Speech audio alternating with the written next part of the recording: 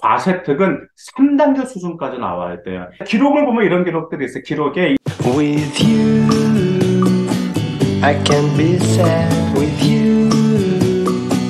Just take my hand and fly.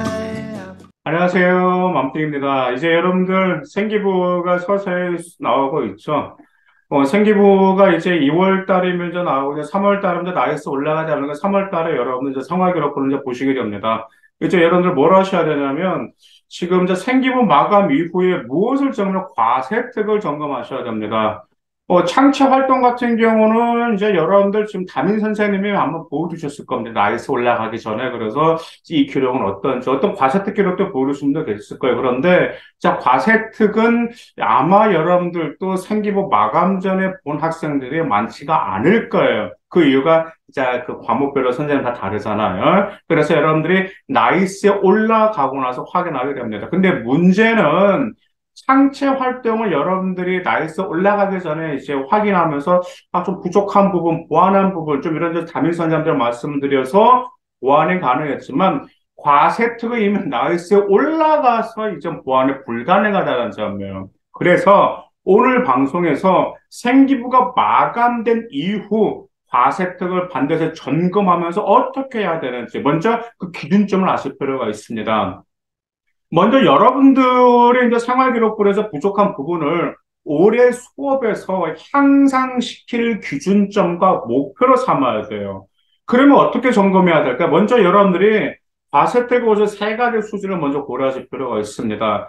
먼저 과세특을 이 세 가지 수준 넘어가지가 않아요. 근데 대부분 이 세 가지 수준까지를 3단계까지를 만든 과세특은 그것은 좀 자기 나름대로 좀 아이들을 준비했던 아이들인데, 단지 뭐, 활동만 해서는 보통 2단계까지밖에 나오지 못하고 있어요. 첫 번째가 뭐가 있냐면, 1단계 수준이 단지 수업 내용만 이해만 한 과세특 기록 수준입니다. 자, 이런 수업 내용만 이해했다라는 게 뭐냐? 한번 생활기록부를 한번 잘 한번 봐보세요. 생활기록부를 보시면, 어떤 개념을 확실히 이해함, 뭐 자기 걸로 잘 적용함, 또 아니면은 수업 내용을 잘 따라옴, 아니면 어떤 내용을 듣고 요약 정리를 잘함, 그 다음에 수업 때 발표력이 우수함, 그 다음에 어떤 점에 대해서 그게 요점을 명확히 파악함, 이런 점들이 있어요. 이런 용어들을 보시면, 단지 수업 내용만 이해한 수준의 과세특이다라는 점에, 이게 바로 1단계 수준이에요. 근데 여기서 이제 조금 더 진화한 게 2단계 수준인데요. 자, 2단계는 무슨 수준이냐면 수업 내용을 이해하고 나서 설명 혹은 제시한 수준입니다. 그래서 이런 기록들도 나오죠. 어떤 개념을 이해하고 나서 친구들이 잘 이해할 수 있게끔 발표를 잘함, 발표함. 그 다음에 어떤 문제에 대해서 친구들에게 설명을 할 때 해결책을 잘 제시함, 이런 점이라든지, 그다음 멘토, 멘티 활동을 한다라든지, 자, 이런 표현들이 있죠. 이런 표현들이 이해하고 나서 이 점을 자기가 이제 설명하고, 그 다음에 제시하고, 이런 점들이 바로 2단계 수준입니다. 자, 그런데 과세특은 3단계 수준까지 나와야 돼요. 이 세 번째 수준이 안 나온 게 굉장히 많아요. 보통 제가 이제 생활기록부를 분석하면 2단계 수준까지 나옵니다. 일반적으로 2단계 수준까지 나와요. 근데 이제 전공과 관련이 없는 과목은 솔직히 1단계 수준만 나온 경우도 있어요. 자, 그러면 이 3단계는 무엇이냐면 첫 번째 단계 이해죠. 두 번째 단계가 무엇이었죠? 자, 설명하고 제시하죠. 세 번째가 뭐냐면 적용한 수준입니다. 적용은. 어떻게 적용했는지 이게 과세특위가 나와줘야 됩니다.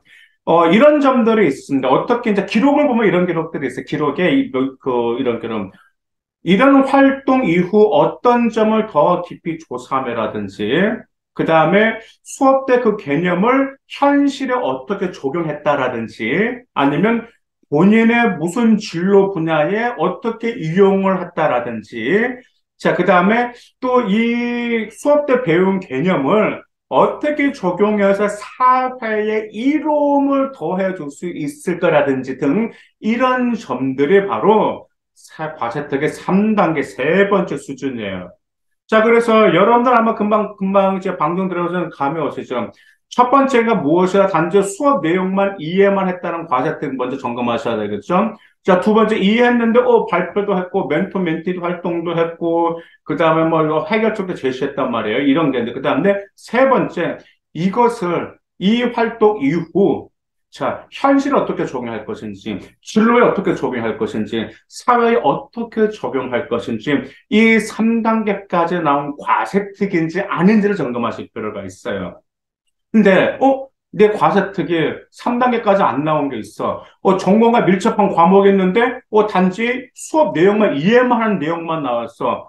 그냥 설명만 제시한 수준 나왔어. 그러면 뭐 하셔야 되겠죠? 올해 여러분의 전공과 관련된 과목을 작년, 그러니까 고등학교 2학년이라면 고등학교 1학년, 고등학교 3학년, 고등학교 2학년, 작년에 했던 활동을 끄집어 와서 연계해서 어떻게 적용할 수 있을 것인지 진로와 관련돼서 융합시켜서 보여주는 과제들 정말 최고라는 점, 그 점 말씀드리고 싶습니다.